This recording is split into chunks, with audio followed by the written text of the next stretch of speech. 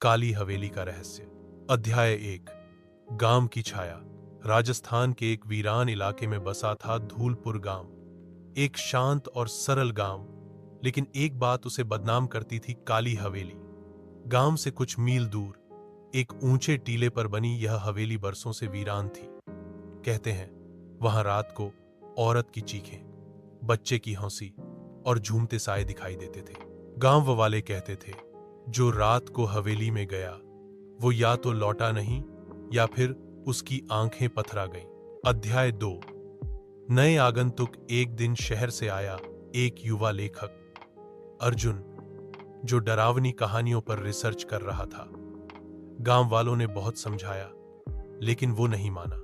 अर्जुन ने गांव के बुजुर्ग बाबा माधव से पूछा, आप सब इस हवेली से इतना डरते क्यों हैं?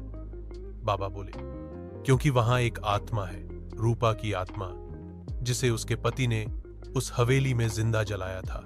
उसकी चीखें अब भी हवेली की दीवारों से आती हैं। अर्जुन ने ठान लिया कि वह हवेली में एक रात बिताएगा। अध्याय 3।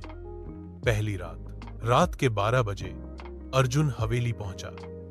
अंधेरे में हवेली का काला गेट खुद खुल गया। अंदर घुप अंधेरा था। टॉर्च जलाते ही उसे फर्श पर लाल रंग के हाथों के निशान दिखे। फिर हवा में एक औरत की धीमी सिसकियां सुनाई दी। कमरे के कोने में एक पुराना झूला अपने आप झूल रहा था। अर्जुन ने रिकॉर्डिंग चालू कर दी। तभी पीछे से किसी ने उसके कंधे पर हाथ रखा। घबराकर वो पलटा, पर वहां कोई नहीं था।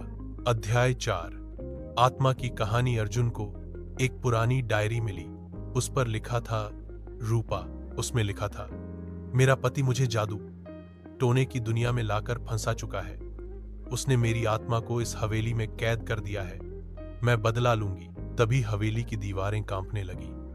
कमरे की खिड़कियां अपने आप खुलीं और एक तेज चीख गूंजी, अर्जुन, तू भी अब मुझसे नहीं बच सकेगा। अध्याय 5। भागने की कोशिश।